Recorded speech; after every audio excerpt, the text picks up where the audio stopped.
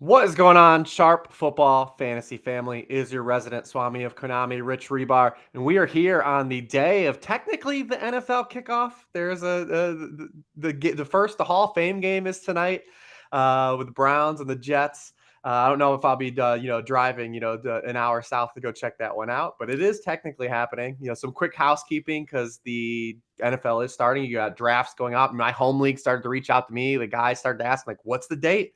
When's the date for the draft?" So if you are getting ready for your drafts, please check out the 2023 draft kit that, myself and Raymond Summerlin have worked so hard on at the football site.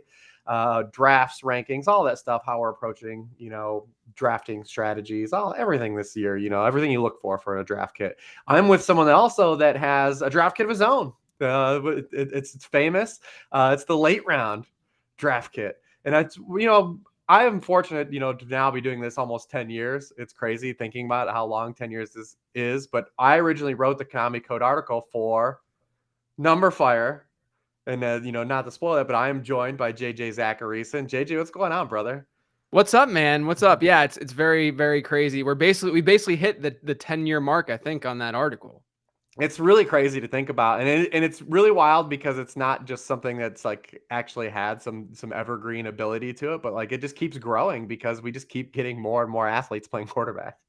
Yeah, I mean, fortunately for you, it went from these guys are cheat codes because they're going to give you some points to now, oh, by the way, these guys not only can give you some points with their legs, but now they're really, really good passers too. So they just break fantasy football in total. Yeah, it's really wild too. When I was doing the NFL league trends and I do like the team trend pieces and kind of just going under the hood of just how much now quarterback mobility is like impacting other positions in the game. And I know you've done a lot of work on that as well. It's just really crazy how it's like manifested from just being like, yeah, you should get Tim Tebow to kind of like now like, yeah, hey, this archetype of quarterbacks is breaking fantasy football. And also these guys are ruining running backs for fantasy football. Yeah. Yeah, ruining running backs, lower volume, hurting their pass catchers. They're just gobbling up everything for themselves. Yeah. But one of the reasons I have you on here is not to talk about bubble quarterbacks, although maybe we'll run into a couple of them here during the show. But you and I always did it. We started last year doing a series, a home and home, where I go on your podcast and we talk about the players that we're kind of targeting at draft costs. And this one is the inverse of that. Not quite as fun, where it's not as positive. Because we're talking about players we're largely avoiding at draft costs. It's not players we're outright just saying we're not going to draft this guy, but we're not really selecting them where they're typically going in drafts right now. This was a huge home run for us last year. I mean, we had some bangers last year. Deebo Samuel, Najee Harris. We were hitting home runs left and right. Deontay was one last year. Yeah, Deontay Johnson, Yeah. Dalton Schultz was on there. It was a lot of home runs. So hopefully we run it back this year and we can steer some people away from maybe some of these landmines that maybe are that they're going to encounter over the course of their drafts. So, I mean, I'll kick it off to you. You can take this in any direction. You can start like with lowest ADP, the position, wherever you want to start. Kick me off with a player that just really, is not tickling you where he's going. Yeah, I'll start with Miles Sanders because I think it sort of encapsulates a lot of how I view fantasy football, how you probably view fantasy football as well. I do a lot of research where I look at players and how they perform versus ADP expectations. So ADP expectation being, okay, this guy's drafted 50th overall. Historically, 50th overall running backs have scored X number of points per game. How did this guy end up performing versus that expectation? And then I look at that and I try to find trends based on guys who are breaking that expectation by a lot of points, 3 or more points being what I call a moderate breakout, 6 or more points being a true breakout. Well, since 2011, we've never seen a true breakout running back. So a running back who exceeded ADP expectation by 6 or more points per game, who had a rookie quarterback. So just from that alone, you're sitting there with Miles Sanders and you're thinking, okay, he's probably not going to burn me if I do pass on him where he's going. But I think there's more to this too. To me, Sanders is sort of being drafted right now based on perceived volume. There's that clip that's going around where Frank Reich is saying, I want Miles Sanders. I want you to get the 50 receptions that you had during your rookie season. We see you as a 3-down back. There's all sorts of reports saying that Miles Sanders will and can be a 3-down back in this Panthers offense. I don't want to just base all of my analysis off of those reports. I don't want to just base my draft selections off of, what's the rest of the depth chart look like? I want to base it on the player himself. And if you look at Sanders himself, since his rookie season, he's been a really, really poor pass catcher. On a yards per route run rate, he's had a yards per route run of 0.67, 0.81, and 0.29 last year, which is just beyond egregious. Like, that is one of the worst that you'll find at the running back position. If you're below 1, that's not really that great of a mark, but he's been well below that over the last 3 years. And then, everyone's looking at what Frank Reich is saying, but if you look at Deuce Staley, who's their assistant head coach, and he's a running backs coach there, not only has he historically his teams seen relative committees, but he's been quoted earlier this offseason. He was quoted by saying that he likes committees. He likes using 3 running backs in his backfield because playing the running back position in the NFL is like being in a, quote, car wreck. So he totally recognizes, Deuce Staley does, that a rotation is almost a necessity in today's game. So I'm just looking at this situation. Miles Sanders probably not going to burn you because he's playing with a rookie quarterback. He's not that great of a pass catcher, and we're obviously looking for that, honestly, first and foremost, in the middle rounds especially. You really want those pass catchers. And so I'm looking at this and I'm saying, why is he going, 2 rounds ahead, 3 rounds ahead sometimes of someone like James Conner, where it's the same exact kind of situation, and they're both hypothetical bell cows. I would argue that someone like James Conner has more bell cow potential than someone than Miles Sanders. But I think another great example of this is Rachaad White, who, is more locked into a receiving role in his offense. Yeah, he doesn't have a great offense. Neither is James Conner. That's the dig on both of those guys, on a guy like Conner and a guy like White. But why are we sitting here assuming that Miles Sanders' offense is going to be really good when we know historically that these rookie quarterback teams usually do not bring good offensive numbers? The only way I think that would happen is if indeed Bryce Young is a Drew Brees type player right away. Obviously it took Brees some time, but like, if he is that kind of quarterback and has that ability immediately, I just don't know if that's going to happen, especially when you look at the personnel in that offense, especially when you look at that division. It's not necessarily going to be this like shootout scenario week in and week out for them. So I don't think Miles Sanders is really worth it in that dead zone area. He should be drafted closer. If you like Miles Sanders more than Rachaad White, that's fine. But I don't understand the gap between those 2 players. Yeah, when we were kind of sharing the list of who we were going to do, I just let you pick first, like you let me pick on the other show. And Miles Sanders was going to be on my list. I mean, Miles Sanders just checks so many red flag boxes. I mean, historically, guys coming off of career years that then get a contract in free agency to go somewhere else that really haven't been like really elite players prior to that tend to be kind of big red flag players anyways. We also have a player that historically has not been a good pass catcher of his career. I mean, his yards per catch have dropped every year of his career from the year prior. It probably is not going to be lower than 3.9 yards per catch that it was last year. Yeah. Then you have this player that also is just immensely touchdown dependent his entire career. I mean, even last year, 20.3 PPR points per game in weeks he scored a touchdown, 6.0 points per game in PPR leagues in weeks he didn't score a touchdown. He plays with a rookie quarterback, which is always a massive red flag. And then he already had his swift touchdown regression, right? Like, he was the Deontay Johnson of last year. And you look at last year, the Eagles ran 35 more plays inside the 10-yard line than the Panthers did. They ran 24 more plays than the Panthers did inside the 5-yard line. Are those opportunities going to be there? Everything is worse for him, right? Like, the quarterback is worse. The offensive line is worse. It's just the situation is just not optimal for a player of like that, what we look for and how the archetype of a running back he is. So he's someone I've definitely been steering clear of as well, especially at cost. I'm going to stay with the running back position. I like to have a little spice here. So I'm going to start with someone that, I mean, I could get just dragged into the shadow realm here because he's been doing it to people for the last 3 or 4 years, people fading Derrick Henry. But I mean, there are just so many moving variables with Derrick Henry this year that I just find it so hard to click the button on him. I mean, even last year, he set career highs in the passing game, right? 33 catches, 41 targets, 398 yards. He was leading the NFL in yards per scrimmage per game before he got hurt. So it's not like Derrick Henry is necessarily like a bad player right now, but there are some like wear and tear and some signs that we've seen with Derrick Henry that there is a little bit of a decline here as he's now at age 29. His EPA per rush has declined each of the past 2 seasons from the year prior. He averages fewest yards per contact in a season prior to contact since 2018.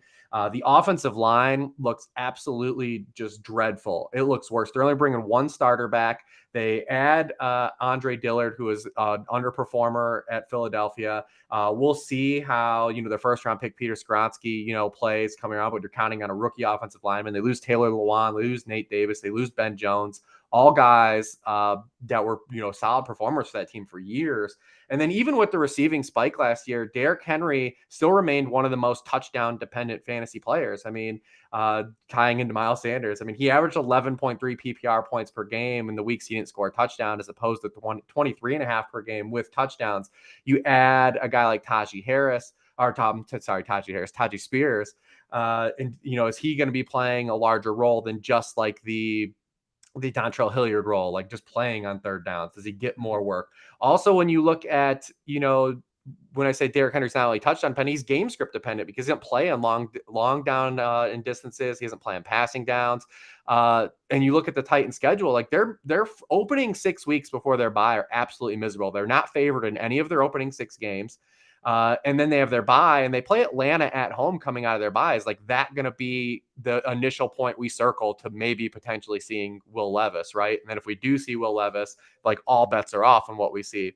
There is like one element of a two, like out here, like maybe if the Titans are that bad, like Derrick Henry gets traded in season. But if you're drafting a player at Derrick Henry's ADP with the thought process of like, well, maybe he ends up being an Eagle or he ends up being a Patriot, like it's like that, you can't go into the season expecting that.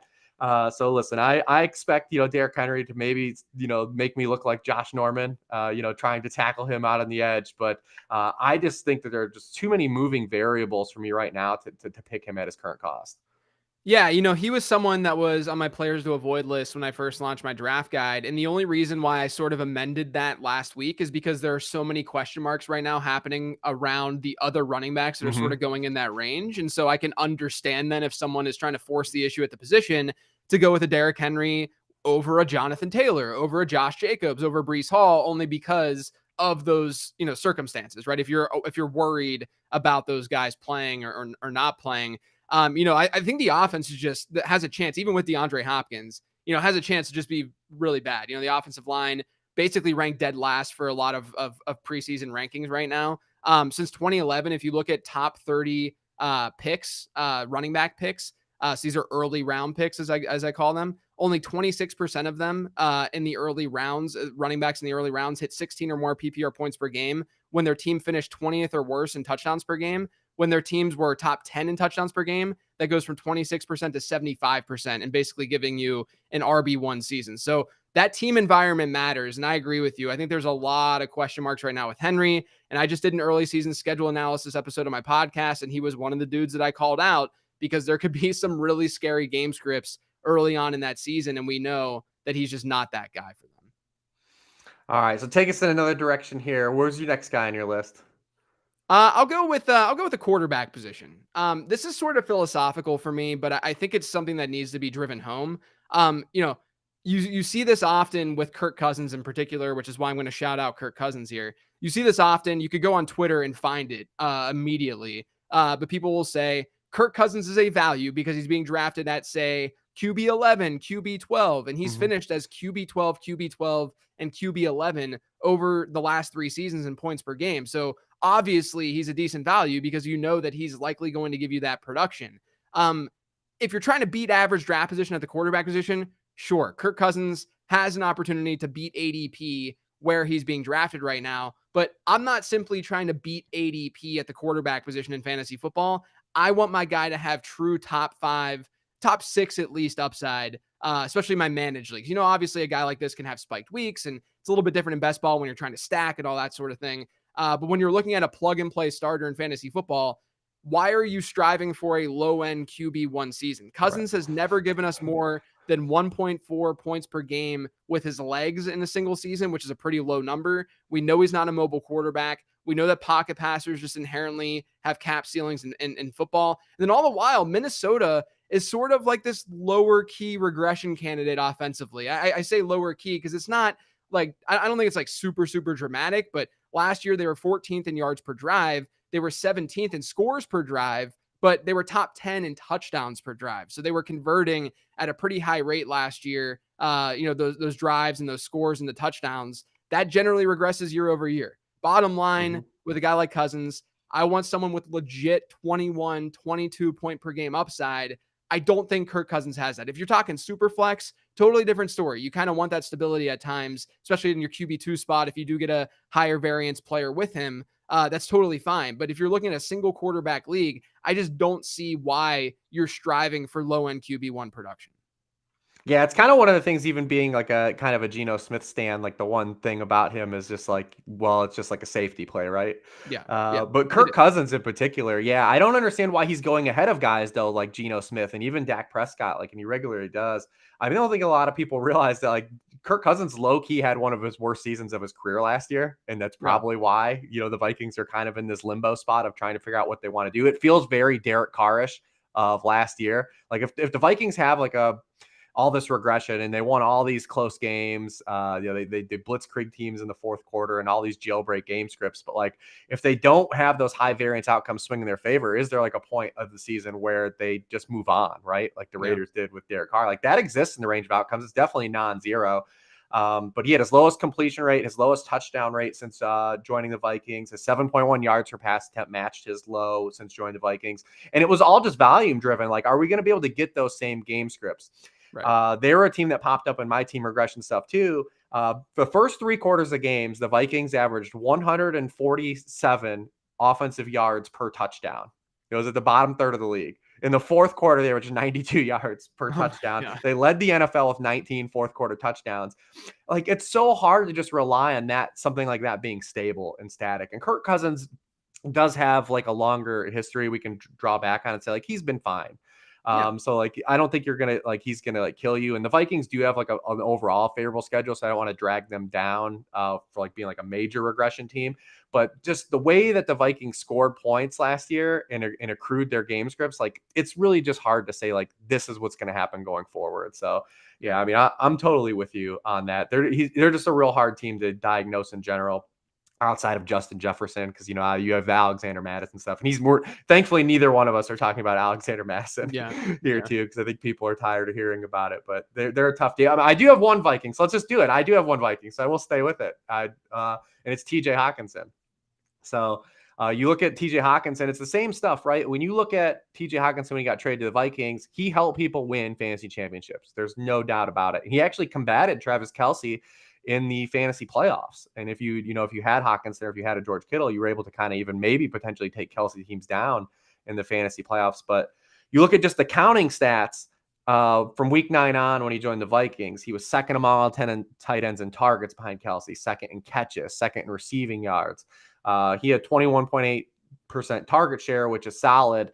But not necessarily like elite and like game breaking at the position. And that's kind of what we have with TJ Hockenson, is he's really good with a lot of volume over his career, but we haven't seen him be a player that is necessarily dynamic. And if that volume happens to dissipate, like, is it a problem? Because you look at even when he was on the Vikings last year, he ran the most pass routes in the league at the position, 36 pass routes per game amongst all tight ends. Over that span, though, his yards per out run were only 15th. His 8.7 yards per catch and 6 yards per target were the lowest of his career, even playing with the Lions. So like, what happens if, like we said, we don't get those game scripts? What happens if Jordan Addison has a larger role in this offense, right? Because one of the big things with Hockenson too is that when he joined the Vikings, like Adam Thielen just disappeared, right? Like he was out there exercising, but like he wasn't earning targets. Right. So like, what if Jordan Addison's just a better target earner playing alongside TJ Hockenson than Adam Thielen was? Because we know Justin Jefferson's getting his. So like at his ADP, especially playing a onesie position where you have to take Hockenson at a spot where he still requires a ceiling outcome at tight end. We know Kelce has the ceiling outcome, right? We've seen it. It's been demonstrated for, several years. He's basically on a Jerry Rice level run at tight end. We know Mark Andrews has that ceiling. Before his injury, he was once again keeping pace with Kelce.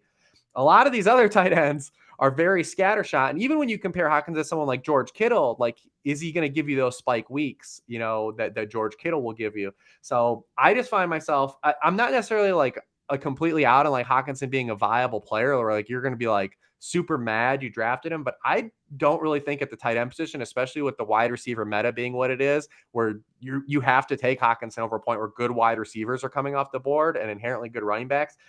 I just find myself completely bypassing him and finding guys down the line that I think look similar to him, like guys like Pat Fryermuth, Greg Dulcich, definitely guys in that kind of ilk, instead of taking Hockenson where he goes.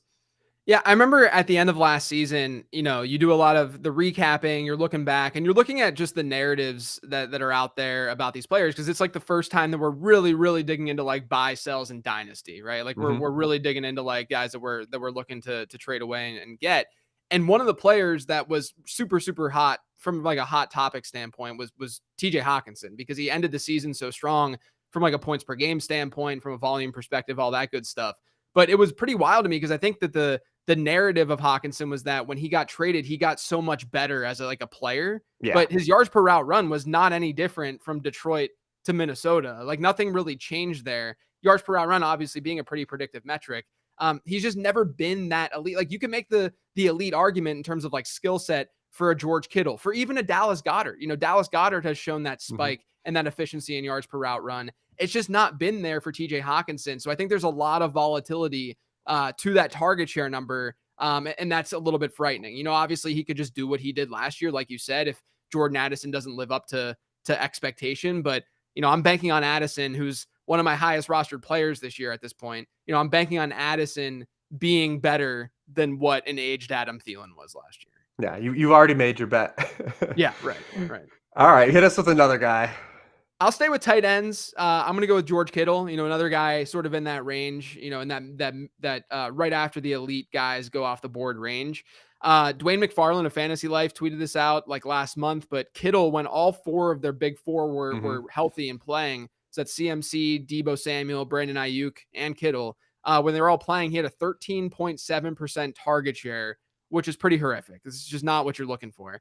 The other thing that I think is just going a little bit unnoticed right now with San Francisco is how good that offense was at scoring touchdowns with Brock Purdy in the regular season in particular. If you look at what they did in the regular season with Purdy when he was starting, they averaged 3.83 touchdowns per game. And if you compare that to how teams performed over the last decade, really since 2011 is what I dated it back to, that's the sixth best touchdowns per game rate when you're looking at season-long numbers for all the other teams, and then just the Brock Purdy weeks for San Francisco. That's sixth best that the NFL, that the league has seen since 2011. I mean, that's not something that we can at all bank on moving forward. I don't think anyone's looking at this season. Sure, we believe that the 49ers are going to be able to have a good offense, and they will be able to produce, just given the weapons, and the market's dictating that too, right? Like we're seeing all these guys get drafted fairly early because they're talented, they're good, and we have higher expectations for the 49ers offense. But I'm not ready to say they're going to be a top 10 offense of the last decade with Brock Purdy under center. It just doesn't make that much sense to me logically.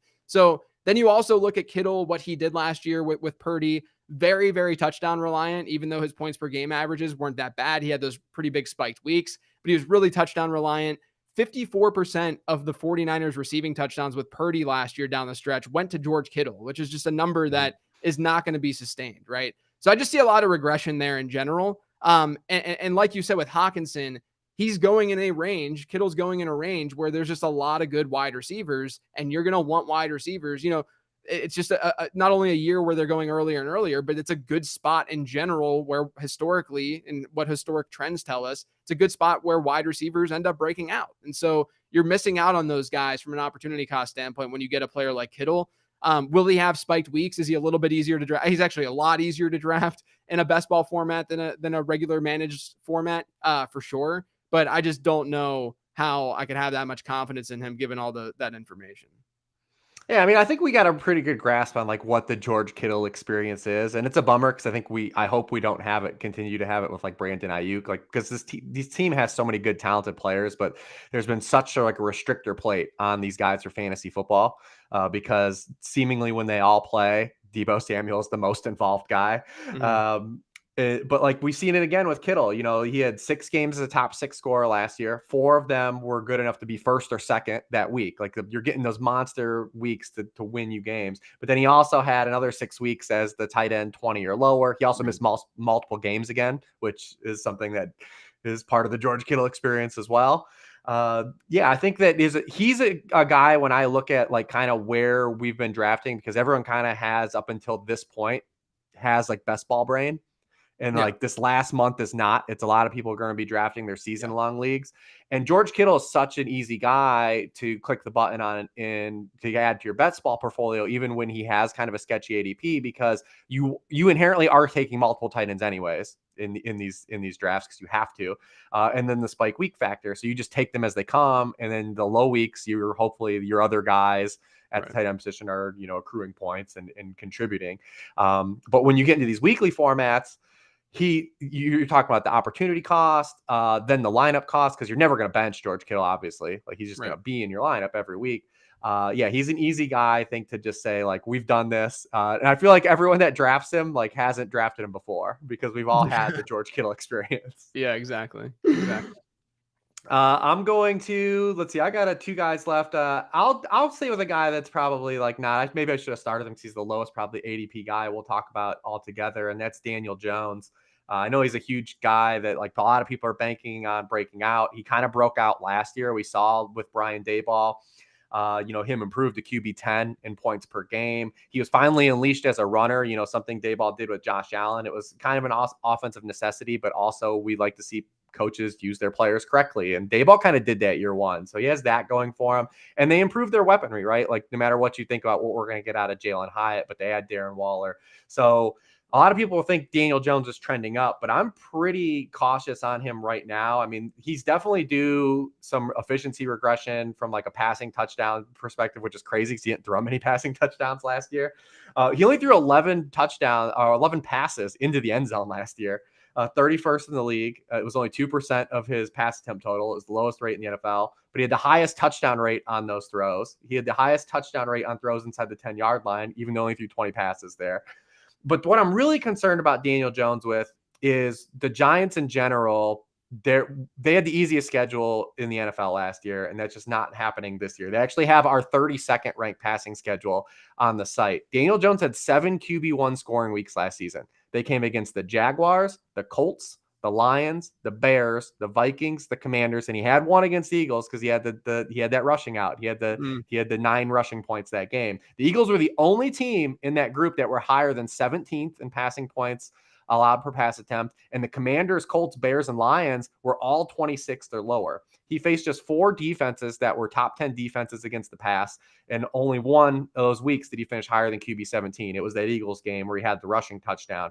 Like I said, they have our hardest passing schedule. If you're drafting Daniel Jones at ADP too, you're not counting on him to be a platoon. Like he's basically a guy you're drafting to kind of get some early starts out of. And when are you starting him? Before their bye, they play the Cowboys twice, week 1 and week 10. They play the 49ers in week 3. They play the Dolphins in week 5. They play the Bills in week 6. They play the Jets in week 8. Oh, that's all over before their bye. Like those are rough spots if you're in a 1 quarterback league to have confidence in a player that has not to his career shown us any passing acumen. He was 30th in passing points per game last year still. Like, and he's not like one of these guys we can look at the rushing and say like, we're a lock to get it weekly.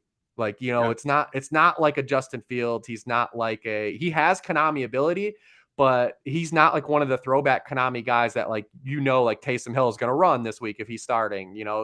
There's some volatility to Daniel Jones's rushing. I think paired with his schedule, he's just a guy that I don't really see like the 1 quarterback upside for early on.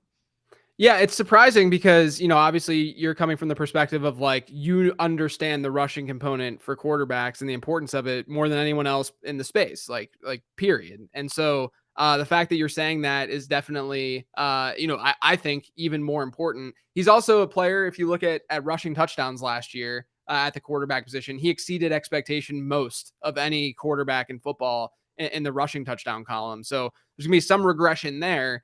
And the hope really, I think with Jones, because I'm basically at market with Jones right now. I think with Jones, the hope and what you have to really latch onto is projection. right? You have to project better passing numbers, like superior passing numbers, because there is going to be regression happening, on the rushing side. And I think that you can at least tell a story there to some degree. They Mhm. get better weapons. It's a second year with Dable, and we saw that work out before with a Josh Allen. You can at least tell that story. But the schedule stuff is, I think, is really, really key. It's a really, really good point to make. Yeah, I mean, it's like they said, in one quarterback leagues, like when are you ever going to be Yeah. confident? Like you're like, well, he could rush for a touchdown, but man, like, Yeah. am I going to start this dude against the Bills? Like, Right. Right. Right. like right, so it's that. But we each got a player left. Let's get your fourth guy, and then we'll have like a little top-down discussion on the way out. All right, I'm gonna go with someone we talked about last year. It's Najee Harris. Look, everyone looks at his split. I mean, you could look this up right now too and see that people are talking about, oh, Najee Harris was horrible during the front half of the season, but that's because he was hurt. He had that steel plate in his shoe, Yeah. and he was banged up. And then all of a sudden, after their bye, the Steelers bye, which conveniently happened week 9, so we have a really nice split of week 1 to week 8, and then week 10 through the rest of the season. Week 1 to week 8, Najee Harris averaged 10.9 points per game, PPR points per game. That jumped up to 15.2 during the second half of the season. And everyone just makes the assumption and says, oh, it's because Najee Harris got healthy. Maybe that's the case to some degree. I don't want to discount that totally, that health had nothing to do with, some sort of increase in performance. But there's a lot of stuff that didn't get better. The thing that got better most for Najee was the Steelers started last season with just a brutal, brutal schedule. We knew it was brutal going into the year to start their season, and it ended up being brutal. They had the worst offense in football during the first 8 weeks of the season.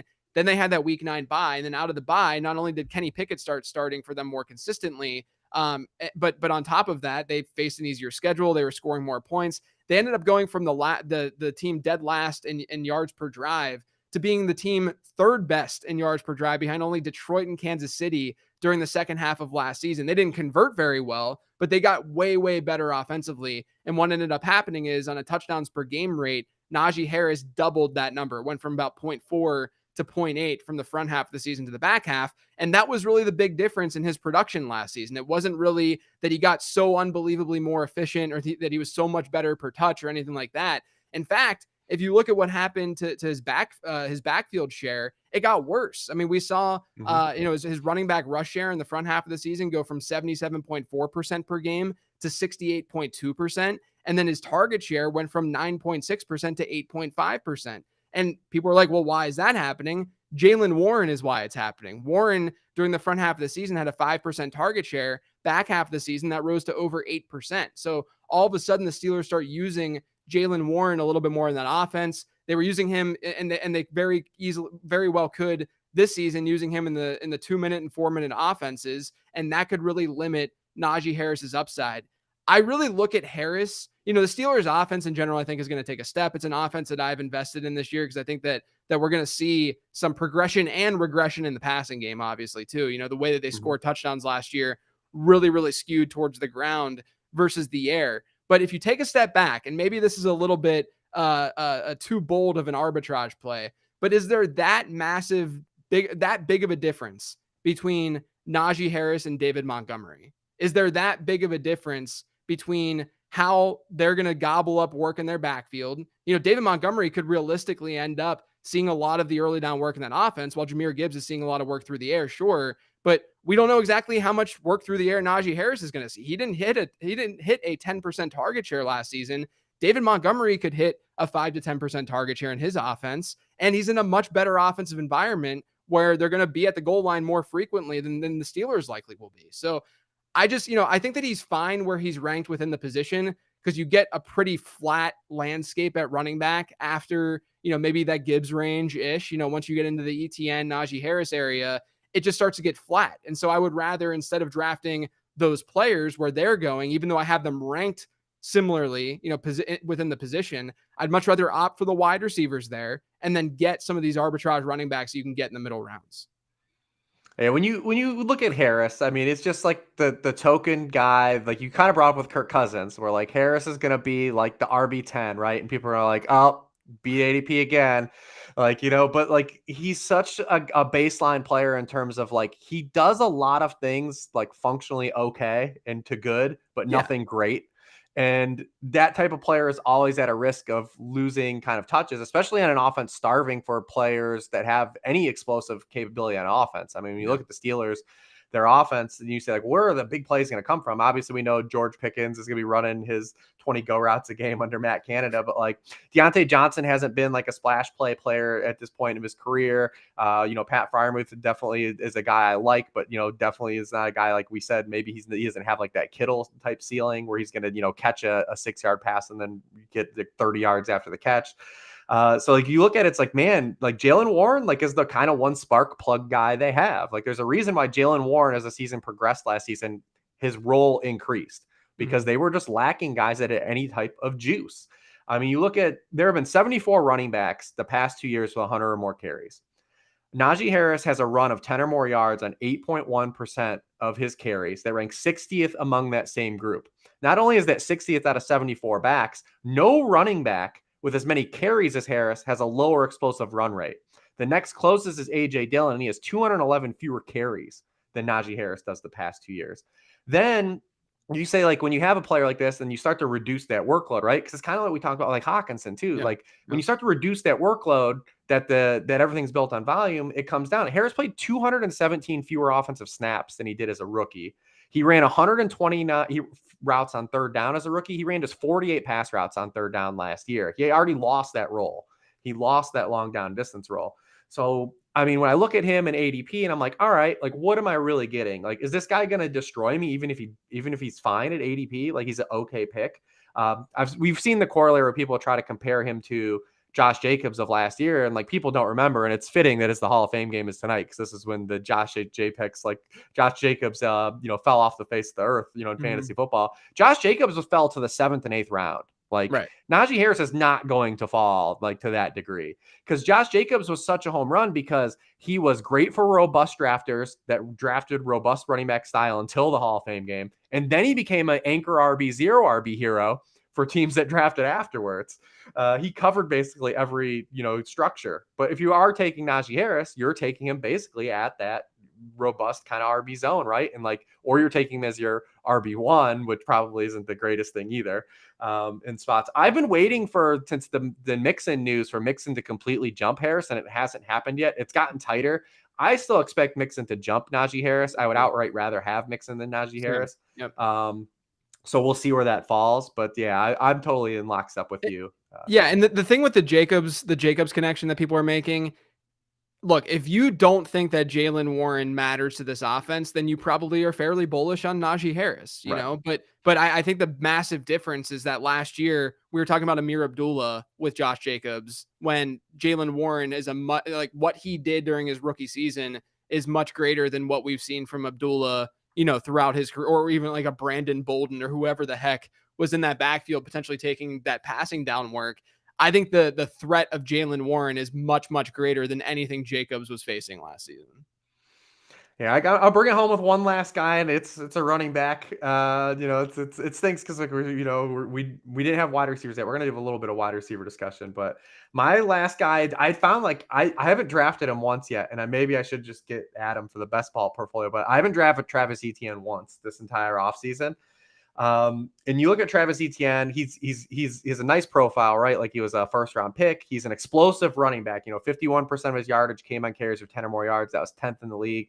But when you talk about the capabilities of like being able to compete with the Christian McCaffreys, with the Austin Ecklers, a guy that we're both high, like a Tony Pollard, right? Like you have to congeal everything together, like the touchdowns and receiving. And that's like the two biggest questions I have with Travis Etienne.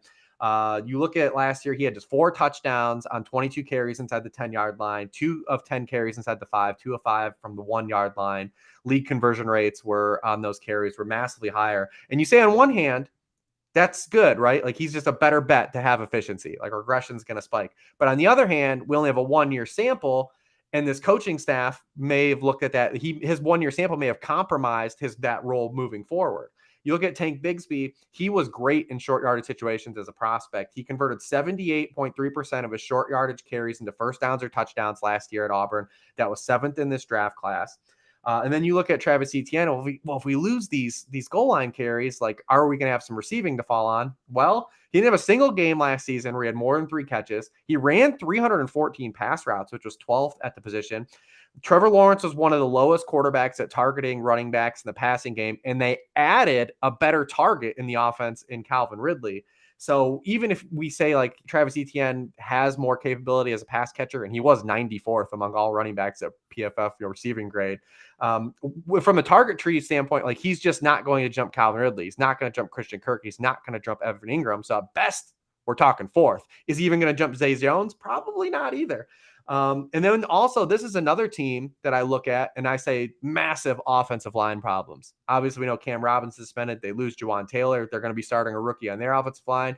Like, this team looks to me like the Steelers of a couple years ago. And granted, good thing Trevor Lawrence is not at the point of his career that Big Ben was at. But like, this team, I feel like they're just going to have to throw a lot, and it's going to be a lot of low ADOT passes. It's going to be a huge high volume. I don't think they're going to be able to line up and run the football on anybody. I do like Travis Etienne's like ceiling capability as a rusher. So like I said, maybe I need to work him in, but I found myself that since I haven't drafted him once, I found that I had to bring him up here and at least share. Like, so I haven't drafted him. I have to acknowledge that I've kind of been avoiding him. Yeah.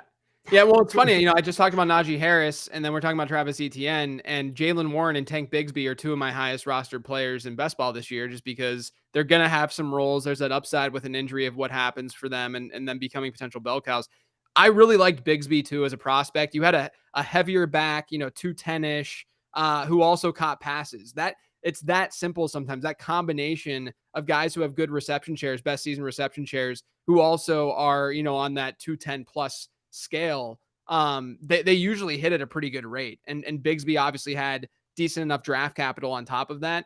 I think he could easily play a bigger role than people were expecting. And we already saw last year with Etienne, without much competition in that backfield after James Robinson left, we saw him not even capture, that insane of a target share. It was like 8-9% tops. Right. And so that's really the big fear.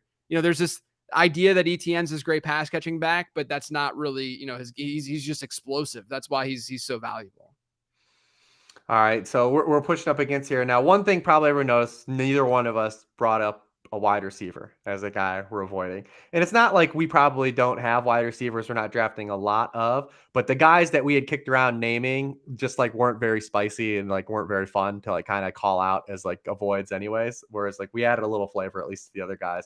But I do want to just swerve us into just real quick on the way out here is to get kind of your opinion on the climate change of, fantasy football and how you're handling it this year. Obviously, the underdog meta has been, pushing wide receivers up higher than ever. We'll see how much bleed over that has into, general population leagues as these teams draft the final month. But I do still think over as a whole, we're going to see more drafts be wide receiver focused.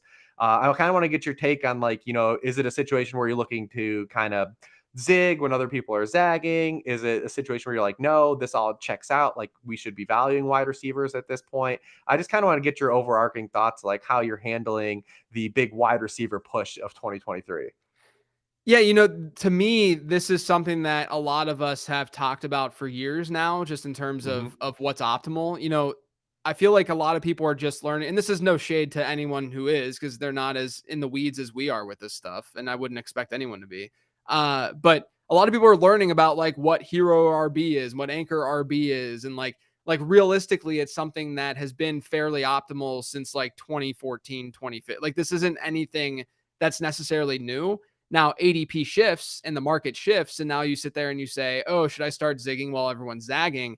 The problem is, wide receiver has always had this sort of camouflage to it, the position at a really high level, where you look at it and you say, oh, the wide receiver is really, really deep. I can get this guy in the 9th round and he's going to be a contributor, but it's never nearly as deep as you think. It's just that wide receivers are on the field more often than running backs are. And so you say, oh, this wide receiver 3 or 2 on this team, he's going to get enough run. He can be usable to some degree, but that predictability, that consistency, week in and week out, when you're setting your lineups, you're not going to feel as confident in some of those players and starting them each week, like a Gabe Davis last year being a perfect example. You're not going to feel as confident starting those players every week as you are some of those elite guys or some of the wide receivers that go in the running back dead zone. And so, realistically, you still need those wide receivers. You still need to build those wide receivers. And just because other people are doing it doesn't mean that all of a sudden you can just look really, really good at running back and not have to worry about the wide receiver position, because the running back position not only is pretty top heavy still,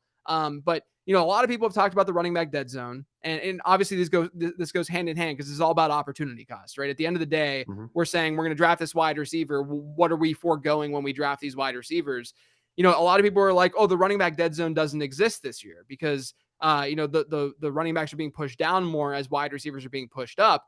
My argument, my pushback to that is that the running back dead zone exists in every single draft that you do. What changes is the opportunity cost involved with the running back dead zone. What I mean by that is within the position at the running back position, the RB 13-ish to the RB 24-ish, those guys historically have not had greater ceilings than the RB 30, the RB 31. And so within your draft, those guys still create the semblance of a running back dead zone. The difference is that historically, those guys have been drafted earlier, which means you are foregoing better wide receivers, but you're still foregoing decent enough wide receivers when you're drafting these guys this year because there's still that drop off at wide receivers. So my long story short here would be that you should still be pounding the wide receiver position because it's been optimal, and there's still a drop off that occurs. Just because people are drafting them earlier doesn't mean that drop off all of a sudden doesn't occur. And the opportunity cost there to get a running back instead of a wide receiver, or I should say your alternative, to get a running back instead of a wide receiver, those running backs still just aren't doing it for me because those running backs are still in that hypothetical running back dead zone. Yeah, the biggest thing I've tried to hammer home to people is that just because wide receiver ADP has been pushed up doesn't mean that the wide running back dead zone has moved down, because Right. the running back dead zone is all in relation to where the running back position itself in context, in isolation, that Right. you brought home. Like those RB 30, those plus guys are still turning out with just the odds of those guys matching the production has been equal. So it's always been like, well, we'll just skip that tier, guys. You're getting this, you're buying the same thing at a cheaper rate. And you're able to arbitrage that. So that's one of the things I've been always trying to hammer home to people. But no, I love it. We said we wouldn't push an hour. We could have gone probably another 20 minutes even just talking about that subject alone. But I do want to let you out of here. Definitely check out the show that we did. We had a lot more fun talking about players we actually are excited about on the on your side of on your channel. But I also want to give you the runway here. Let everyone know kind of what you got going on. I know you've done a massive amount of work on your own at your site. So let everyone kind of steer over there. Yeah, so I have the late round draft guide, which, the discussion that we just had about, the running back dead zone and wide receivers and the strategy side, that's honestly like 85% of what the late round draft guide is about. It's more of the philosophy and the strategy side, and to hopefully teach you to fish as opposed to me just handing you the answers to this stuff. Because I don't know the answers to all of this stuff. I mean, we don't know exactly who to draft and who not to draft, but if you have that foundation, it can be really helpful in pinpointing and increasing your probability of hitting on those players. So the late round draft guide, you can check that out over on lateround.com. And then, as you mentioned, you were on the late round podcast that we recorded. That'll drop early next week. So definitely check that out. You can find that anywhere podcasts can be found. Beautiful. You love to see it. He's JJ Zachariason at Late Round QB at Twitter. I'm Hribar at Lord Reeves on Twitter. We'll see you next week on the next Sharp Angles.